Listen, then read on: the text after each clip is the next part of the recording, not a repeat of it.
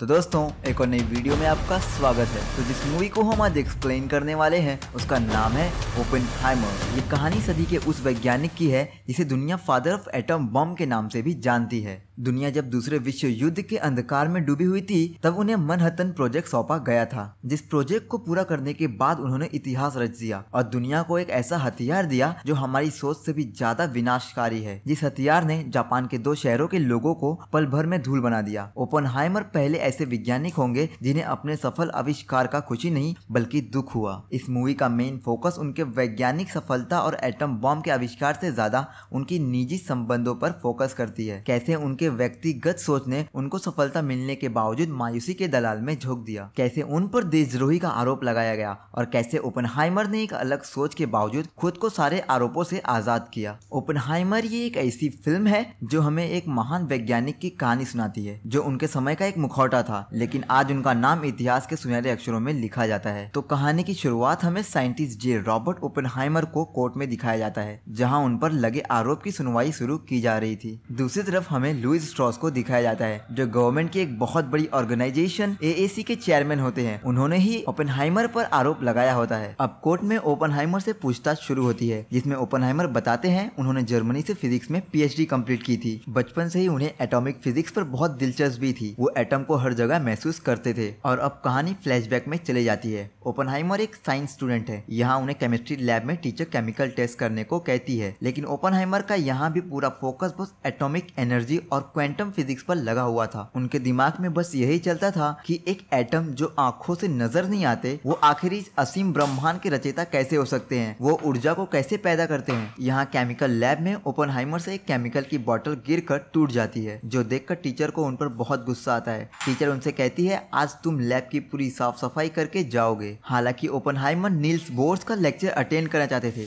जो उस समय एक महान फिजिसिस्ट थे। केमिस्ट्री क्लास खत्म होने पर ओपेनहाइमर गुस्से में अपने टीचर के टेबल पर रखे एप्पल में पॉइजनस केमिकल इंजेक्ट करके बारिश में भीगते हुए नील्स बोर्स का लेक्चर अटेंड करने चले जाते हैं। जहां लेक्चर एंड होने पर ओपेनहाइमर एक सवाल पूछते हैं। दरअसल ओपेनहाइमर इस सवाल को दूसरी बार पूछ रहे थे। पहली बार उन्होंने इस सवाल को इंग्लैंड के ऑक्सफोर्ड यूनिवर्सिटी के लेक्चर के दौरान पूछा था। नील बोर्स उससे बहुत ही इम्प्रेस हो जाते हैं और कहते हैं कि तुम जाओ और अपना नॉलेज बढ़ाओ क्योंकि तुम एक बहुत ही होशियार स्टूडेंट हो और तुम्हें अपने थ्योरी को और भी ताकतवर बनाना पड़ेगा। ये सुनकर ओपेनहाइमर को भी बहुत अच्छा लगता है और वो अपने पढ़ाई में भी और अच्छा होने की कोशिश करता है। फिर सीन प्रेजेंट में शिफ्ट होता है। कोर्ट में लेविस से सवाल पूछा जाता है कि आप ओपेनहाइमर से कब मिले थे, जिस पर लेविस कहता है कि मैं ओपेनहाइमर से 1947 में मिला था। उस समय वो बहुत ही फेमस हो गया था। उस समय मैंने उसे अपने इंस्टीट्यूट में काम ऑफर किया था और मैंने ही ओपेनहाइमर को अपने घर पर बुलाया था। और फिर सीन पास्ट का दिखाया जाता है। ओपेनहाइमर और लेविस घर में बात कर रहे होते हैं और हम देखते हैं कि वहां पर बाहर आइंस्टाइन भी खड़े होते हैं। तभी हम देखते हैं कि ओपेनहाइमर आइंस्टाइन के पास जाता है, लेकिन आइंस्टाइन वहां से चला जाता है। कुछ टाइम बाद वहां पर लेविस आता है और वो ओपेनहाइमर से कहता है कि तुमने ऐसा क्या कहा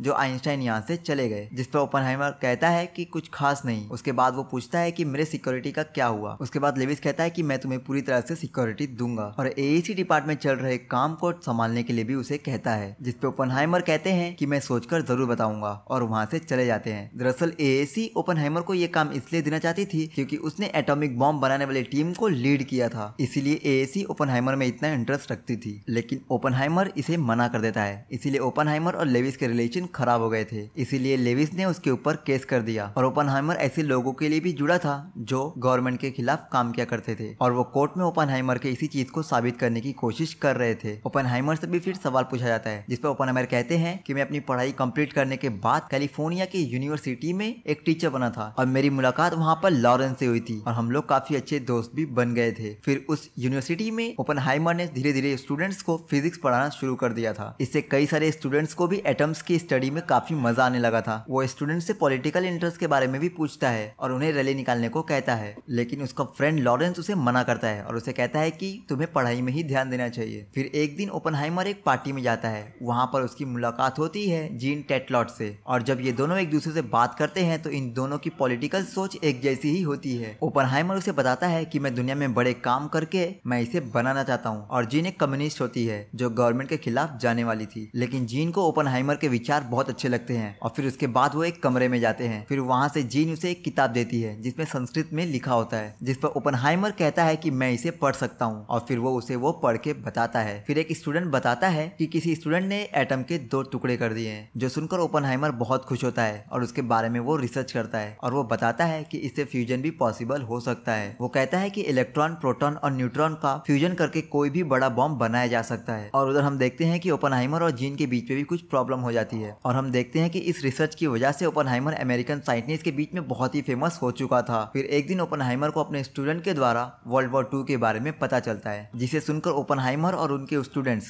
बहुत ही दुखी हो जाते हैं। फिर एक दिन ओपनहाइमर का मुलाकात एक किटी नाम की लड़की से होती है। ओपनहाइमर उसे देखते ही उससे प्यार में पड़ जाते हैं और ओपनहाइमर वहां जीन से भी ब्रेकअप कर देते हैं। और दूसरी तरफ हम देखते हैं कि ओपनहाइमर अपने स्टूडेंट्स को जमा करके गवर्नमेंट के खिलाफ प्रोटेस्ट करने की तैयारी कर रहा होता है। तभी वहां पर ओपनहाइमर का दोस्त लॉरेंस आ जाता है और उन सब स्टूडेंट्स को रोक लेता है और ओपनहाइमर पर भी बहुत भड़कता है। वो उनसे कहते हैं कि तुम जिस फील्ड में हो उसमें ही रहो, तुम पॉलिटिक्स से दूर ही रहो तो ज्यादा अच्छा रहेगा। वो उससे कहता है कि पॉलिटिक्स एक बहुत ही गंदी चीज है, तुम उससे दूर रहो। और ओपनहाइमर उसकी बात को मान लेता है और फिर ओपनहाइमर लॉरेंस से वादा करता है कि मैं आज के बाद कभी भी पॉलिटिक्स के बारे में नहीं सोचूंगा। अब ओपनहाइमर अपने घर पर आता है और अब हम देखते हैं कि वो अब एक बच्चे का बाप भी बन चुका है। उसकी बीवी भी शराब पी पी कर बहुत ही बुरी हालत में हो चुकी थी और वो ओपनहाइमर पर गुस्सा भी करती है। और फिर हम देखते हैं कि ओपनहाइमर से एक एडमिरल मिलता है। वो ओपनहाइमर से कहता है कि हम तुमसे एक प्रोजेक्ट कराना चाहते हैं, जिससे ओपनहाइमर समझ जाते हैं कि वो उसे एटम बम बनवाना चाहते थे। ओपनहाइमर इस प्रोजेक्ट को करने से मना कर देता है और कहता है कि इस प्रोजेक्ट को करने से दुनिया में बहुत बड़ी तबाही आ सकती है। तब लेस्न उससे कहता है कि रशिया ने भी एटम बम बना लिया है, इसलिए हमें भी बनाना होगा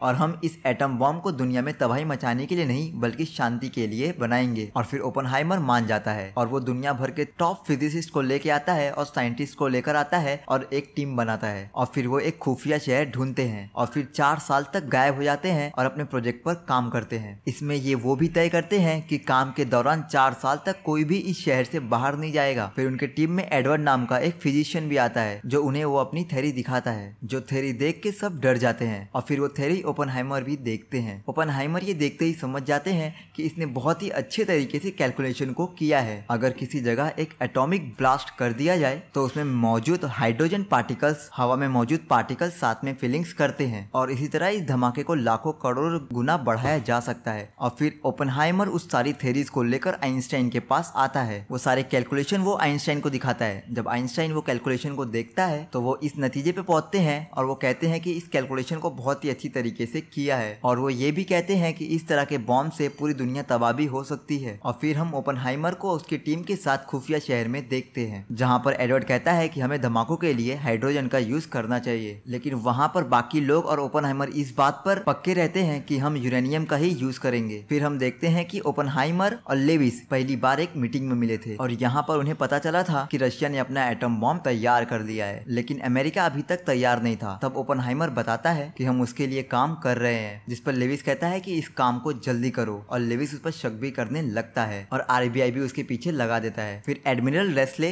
प्रोफेसर जीन के कम्युनिस्ट विचारों से उसे ओपनहाइमर से दूर रहने को कहता है। वो उसे बताता है कि उसके कई दुश्मन देशों से रिलेशन नजर आते हैं, इसीलिए गवर्नमेंट भी उसके खिलाफ है। कुछ दिन बाद ओपनहाइमर को पता चलता है कि जीन की मौत हो चुकी है और इस बात से उसे बहुत ही दुख पहुंचता है, लेकिन किटी उसे संभालती है। वो कहता है कि उसने सुसाइड कर लिया है और इसी की वजह से वो एटॉमिक प्रोजेक्ट पर सही से ध्यान नहीं दे पाता है। इसी कारण सारे साइंटिस्ट एडवर्ड के थ्योरी का मजाक उड़ाते हैं, इसीलिए वो भी बहुत ही नाराज हो जाता है और इस खुफिया शहर से जा रहा था। और फिर वहाँ पर ओपनहाइमर आकर उसे रोकने की कोशिश करता है और कहता है कि हम तुम्हारी थ्योरी पर बाद में और काम करने की कोशिश करेंगे, और वो वहाँ पर रुक जाता है। फिर हम देखते हैं कि एक मीटिंग में एटॉमिक बॉम्ब बनाने के बाद हाइड्रोजन बॉम्ब बनाने की तैयारी की जा रही थी, जो एटॉमिक बॉम्ब से हजारों गुना ज्यादा तबाही मचाएगा। जिस पर ओपनहाइमर कहते हैं कि अगर हमने हाइड्रोजन बॉम्ब बनाया तो दूसरी कंट्रीज को इसके बारे में पता चल जाएगा और वो भी इसे बनाने में लग जाएंगे। जिस पर लेविस कहता है क्या पता दूसरी कंट्रीज ने इस बॉम्ब को पहले ही बना लिया हो, जिस पर ओपनहाइमर और लेविस की बहुत बहस हो जाती है। फिर अगले सीन में हम अमेरिकन ऑफिसर्स और ओपनहाइमर को उसकी टीम के साथ देखते हैं जो वर्ल्ड वॉर 2 के बारे में डिस्कस कर रहे होते हैं, जिसमें अमेरिकन ऑफिसर्स कहते हैं कि वो जंग में एटॉमिक बॉम्ब को यूज करना चाहते हैं क्योंकि जापान उनके सामने घुटना नहीं टेक रहा था। जिस पर ओपनहाइमर कहते हैं कि हमें उन पर हमला नहीं करना चाहिए, हमें बस एटॉमिक बॉम्ब से उन्हें डराना चाहिए। लेकिन ऑफिसर्स कहते हैं अगर हमने उस एटॉमिक बॉम्ब का यूज किया तो जापान झुक जाएगा और वर्ल्ड वॉर 2 भी खत्म हो जाएगा। और फिर हम कुछ 1945 का टाइम देखते हैं जब एटॉमिक बॉम्ब की ब्लास्ट करने की तैयारी की जा रही थी। जब वो एक्सपेरिमेंट कर रहे होते हैं तो वहां पर एक बहुत ही बड़ा धमाका होता है जिससे एक बहुत बड़ी रोशनी निकलती है और उस ब्लास्ट को कोई भी देख नहीं पाता और सब दूर खड़े थे, इसलिए उस बॉम्ब का आवाज भी उन्हें आता है जिससे ओपनहाइमर कहता है कि now I am become the death, I am the destroyer of the world. और फिर हम देखते हैं कि अब ओपनहाइमर बहुत ही फेमस हो चुका है और फिर हमें दिखाया जाता है कि एडमिरल एडवर्ड ओपनहाइमर और उसके टीम के कुछ लोग बनाए हुए बॉम्ब को कहीं ले जा रहे थे। और फिर 6 अगस्त और 9 अगस्त को अमेरिकन जापान पर अटैक कर देते हैं जिसकी वजह से हजारों किलोमीटर तक तबाही ही तबाही नजर आती है और लाखों लोग मारे जाते हैं। और फिर कुछ दिन बाद हम देखते हैं कि ओपनहाइमर एक जगह पर स्पीच दे रहा था जिसमें वो लोगों को खुश करने के लिए बाहर से अमेरिका की तारीफ कर रहा होता है, लेकिन वो अंदर से बहुत ही दुखी था क्योंकि उसकी वजह से लाखों लोग मारे गए थे। वो कुछ ऐसा फील कर रहा था कि जली हुई लाशें उसके पैरों के नीचे हो। फिर उसकी मुलाकात अमेरिकन प्रेसिडेंट हैरी से भी कराई जाती है जो कि बहुत ही खुश था। वो ओपनहाइमर से कहता है कि तुम्हारी एटॉमिक बम बनाने की वजह से दुनिया में बहुत ही शांति है और वर्ल्ड वॉर 2 भी खत्म हो गई है। और अमेरिकन प्रेसिडेंट इस बात से भी बहुत खुश था कि उन्होंने रशिया से पहले ही एटॉमिक बम बना लिया था, लेकिन ओपनहाइमर बहुत ही दुख था जो कि उसके चेहरे से साफ नजर आ रहा था। हैरी उसे और भी ज्यादा एटॉमिक बम बनाने का ऑफर देता है और वो कहता है कि ये सिर्फ तुम और तुम्हारी टीम कर सकती है। ओपनहाइमर कहता है कि मुझे मेरे हाथों में अब खून नजर आता है, जिस पर प्रेसिडेंट कहता है कि किसी ने भी एटम बम बनाया हो दुनिया को उससे कोई फर्क नहीं पड़ता। और फिर ये सब सुनने के बाद ओपनहाइमर उठकर वहां से चला जाता है। और फिर एक दिन ओपनहाइमर को पता चल जाता है कि आरबीआई ने उसके ऊपर नजर रखी हुई है और इसकी वजह से वो गवर्नमेंट के लिए और भी एटॉमिक बम नहीं बनाने का सोचता है। फिर हमें ओपनहाइमर को एक जगह स्पीच देते हुए दिखाया जाता है जहां पर वो कहता है कि एटॉमिक एनर्जी बहुत ही खतरनाक और बहुत ही शक्तिशाली है और वो कहता है कि अगर ये किसी गलत हाथों में चली गई तो इसका इस्तेमाल बहुत ही खतरनाक होगा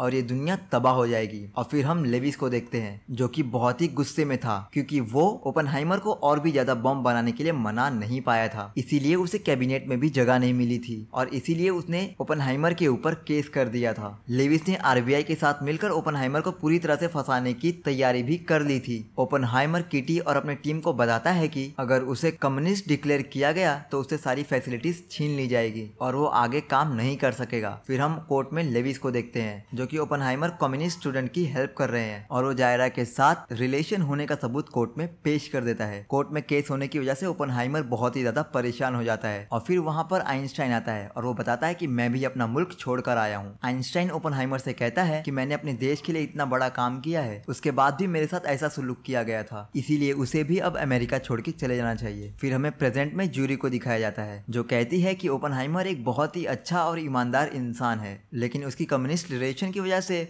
और हाइड्रोजन बॉम्ब न बनाने की वजह से उससे सारी फैसिलिटीज छीन ली जाती है। जो सुनकर ओपनहाइमर बहुत ही निराश हो जाता है और फिर वो अपने आइंस्टाइन के साथ मुलाकात को याद करता है जिसमें आइंस्टाइन ने उसे कहा था कि वो एक साइंटिस्ट है जिसमें वो अलग अलग एक्सपेरिमेंट्स करते रहते हैं जिसमें सभी के अलग अलग नतीजे निकलते हैं और ऐसा करते करते वो बूढ़े हो जाएंगे और गवर्नमेंट उन्हें बहुत ही इज्जत देगी और उनके फैमिलीज, उनके दोस्त बहुत ही खुश होंगे। तब वो कहता है कि जो कैलकुलेशन मैं आइंस्टाइन के पास लेकर आया था वो दोनों जानते थे कि इस कैलकुलेशन की वजह से पूरी दुनिया तबाह हो सकती है। और फिर आइंस्टाइन वहां से चला जाता है और फिर वो फील करता है कि पूरी दुनिया तबाह हो चुकी है और सब कुछ खत्म हो गया है और इसी के साथ ये मूवी भी यहीं पर खत्म हो जाती है। आशा करता हूँ दोस्तों आपको ये एक्सप्लेनेशन अच्छा लगा होगा और हमारी वीडियो पसंद आई होगी। इस वीडियो को लाइक करना ना भूले और चैनल को सब्सक्राइब जरूर करें। Thank you.